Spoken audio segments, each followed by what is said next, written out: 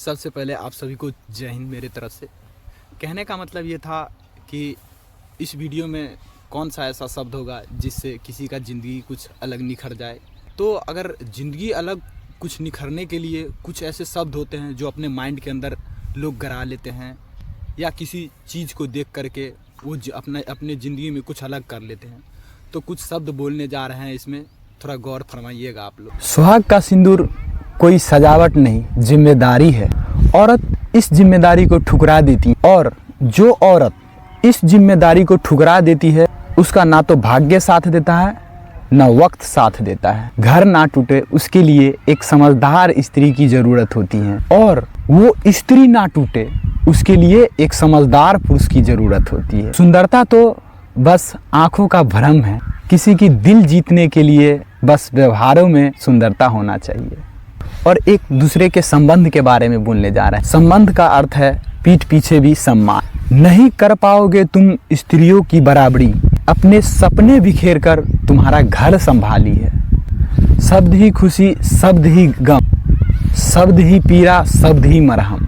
लंका नहीं बचा पाए शीश चढ़ाने वाले, तुम किस वहम में जी रहे हो दूध चढ़ाने वाले। कलयुग बहुत विकराल रूप ले रहा है। आज का राम दशरथ को वनवास भेज रहे हैं। औरत खुद में इतना शक्तिशाली होती है कि पूरे सृष्टि को अस्त व्यस्त कर दे। इंसान का फर्क होता है, किसी को हीरे का परख भी नहीं है तो कोई कांच को भी संभाल के रखे हुए हैं। संसार की माया में नहीं, माँ की छाया में सुकून है। तो ये सब एक माँ के लिए है। गुस्से में माँ का कॉल काट दिया, माँ वापस कॉल करके कहती है बेटा पता नहीं कौन सा बटन ऐसा है जिससे टिपा गया, जिससे कॉल कट गया। तो हमारे जो गांव घर या अपने जो भी क्षेत्र हैं उसमें एक सखी रहती हैं, दोस्त, जिसे फ्रेंड बोला जाए। याद रखना सखी, बेटी का चरित्र तय करता है कि पिताजी का सर कितना ऊंचा रखे। बड़े बड़े ज्ञानी लोग कहते हैं कि बेटा ऐसे होते हैं, जो माँ को स्वर्ग की ओर ले जाए वो होते हैं बेटा। फिर यहाँ पे बेटी की बात आ, जो स्वर्ग को ही घर में ले आए वो होती हैं बेटियां। और बात आई अब बहू की, जो घर को ही स्वर्ग बना दे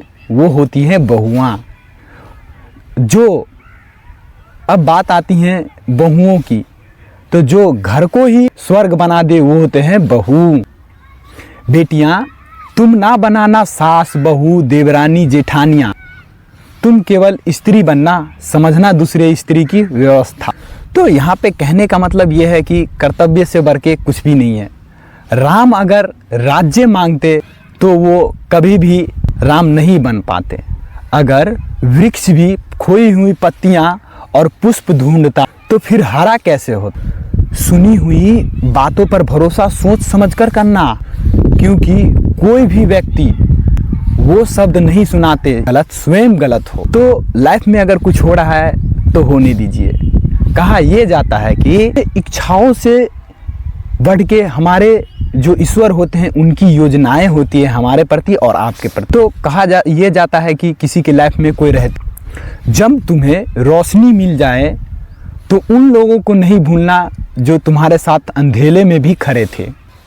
बेटा संगत का थोड़ा ध्यान रखिए, क्योंकि संगति आपकी खराब होगी, बदनाम आपके पिता के संस्कार होगा। ये थोड़ा सोचने वाली बात है, थोड़ा गौर कीजिएगा। जब हम लोग शादी के रिसेप्शन में जाते हैं तो पैसे का एक लिफाफा लेके जाते हैं, और जब कोई अपना किसी हॉस्पिटल में जिंदगी और मौत से खेलते रहते हैं तो हम वहाँ पे कोई लिफाफा नहीं लेके जाते हैं। जबकि उस वक्त मरीज के परिजनों को पैसों की सख्त सबसे ज़्यादा ज़रूरत होती। गीता में लिखा गया है नमक के तरह ज्ञान देने वाला सच्चा मित्र होता है। इतिहास गवाह है कि आज तक कभी नमक में कीड़े नहीं पड़े हैं। सोचिएगा जरूर। मौन के दो अर्थ होते हैं, या तो व्यक्ति कुछ नहीं जानते हैं या तो वो व्यक्ति बहुत कुछ जानते। कोशिश हमारी यही रहेगी कि जो लोग भी हमसे जुड़े तो उनको ज़िंदगी में पछतावा ये ना रहे कि हम गलत आदमी से जुड़े हुए हैं या जुड़े। ज़िंदगी ने हमें कुछ लेकर तो कुछ देकर जीना सिखाया। सब तेरा नहीं, सब तेरे लिए नहीं। सत्य कहो, स्पष्ट कहो, ना सुंदर झूठ, चाहे कोई खुश रहे चाहे जाए रूठ। सोचिए कितना बड़ा हृदय रहा होगा उन बेटियों के पिता का, जो दूसरे लोगों से पूछते हैं कि बेटी तो पसंद आई है ना। जिस घर को सजाने की सपना लेके आई थी, आज उसी घर से आवाज़ आई, यहाँ रहना है तो हमारे हिसाब से रहना होगा। रानी बनने के लिए मर्यादा में रहना पड़ता है गुड़िया। मैंने खूबसूरत चेहरे कोठे पर भीगते देखे हैं। सास के 1000 ताने सुनने के बाद भी जो बहू ये कहे कि खाना बन गया है मम्मी, इसका मतलब ये है कि सुलझी हुई बेटी उलझी हुई ससुराल की डोर संभाल रही है। जैसा मन करे वैसा जियो, लेकिन जिंदगी में ऐसा कोई काम ना करना जिससे आपके माता पिता के ऊपर कोई लांछन लगाए कि परवरिश आपने सही से नहीं किया आप अपने बच्चे का। जैसा मर्द होगा वैसे ही औरत मिलेंगे, इसीलिए औरत में सीता तलाश करने से पहले खुद में राम बनना होगा। मर्द अगर घर से भूखा निकल रहा है तो औरत किस खानदान से है ये तय कर। माँ बाप से मैं इतना ही कहूँगा कि आप अपने बच्चे के लिए महल धन दौलत नहीं देखिएगा, क्योंकि महल में भी बेटियां रो रही। जिस देश में गाय कन्या नदियाँ ईश्वर की तरह पूजे जाते हैं, उस भारत देश में इन तीनों की सबसे बुरी हालत है। औरत को ससुराल में रानी के तरह रहना है या नौकरानी के तरह रहना है, ये औरत के किस्मत पे नहीं उनके जुबान पे तय करता है। मंदिर में दाना चुग कर चिड़िया मस्जिद में पानी पीते हैं। मैंने सुना है कि किसी राधा की चुनरियाँ किसी सलमा बेगम ने बुनती हैं। काफ़ी थे महफिल में जो रघुनाथ गाते थे, एक प्रेमचंद्र थे जो बच्चे को ईदगाह सुनाते थे। मर्यादा लांघकर चर्चित हो जाना ये बड़ी बात नहीं है। सुकून की बात तो ये है कि मर्यादा में रह कर करे किसी के दिल में प्रवेश कर जाना ये बहुत बड़ी बात होती है। ये कन्यादान वाले रस्म ना जाने किसने बनाए, देने वाले अपने जिगर के टुकड़े तक दे देते हैं और लेने वाले को कदर ही नहीं इनकी।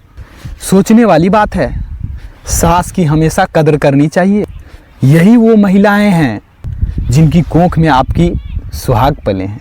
माना पुरुष बलशाली है पर जीतती हमेशा नारी है, इसीलिए तो सवरिया के 56 भोग पे एक तुलसी भारी है। कहा जाता है कि पिता का प्रेम कभी दिखाई नहीं देता है, क्योंकि उनका प्रेम ईश्वर के तरह होते हैं। तो जिंदगी के सफ़र में हम सफ़र थोड़ा बेस्ट चुनिएगा आप, क्योंकि सफ़र बहुत लंबा चलेगा आपका। तुम सुंदर से पहले समझदार को चुनना। वंश चलाने के लिए बेटी दे दी हमने और फिर पूछते हो कि तुम्हारे पिता ने दिया ही क्या है। जो हर तरफ नहीं देखते वो एक तरफ बहुत शिद्दत से देखते हैं। बेटियां तो सिर्फ बोलने के लिए पराई होती हैं, वरना जन्म से लेकर मरने तक के कपड़े उनके नैहर से ही आते हैं। तो ये जो आजकल हमारी नई नई बहनों का जो शादियां हो रही है, तो उनके लिए ये शब्द बोलने जा रहे हैं। माँ कहती हैं, बेटी जितना हो सके उतना चुप रहना ससुराल में, तेरे एक शब्द से मेरे परवरिश से तौला जाएगा तुम्हें। लास्ट में ये लास्ट शब्द कहना चाहेंगे, एक अच्छा रिश्ता निभाने के लिए दोनों को एडजस्ट करना पड़ता, क्योंकि दुनिया में कोई भी व्यक्ति 100% परफेक्ट नहीं है। तो वीडियो अच्छा लगा होगा तो आप सभी को मेरे तरफ से प्रणाम, और कमेंट में बताते रहिए कि इससे आगे भी हम आप लोगों के लिए कुछ शब्द लेके आएँ, तो हमें भी कुछ मोटिवेशन मिलेगा कि आप लोगों को ये वीडियो अच्छा लगा हुआ होगा। बहुत बहुत धन्यवाद। जय हिंद।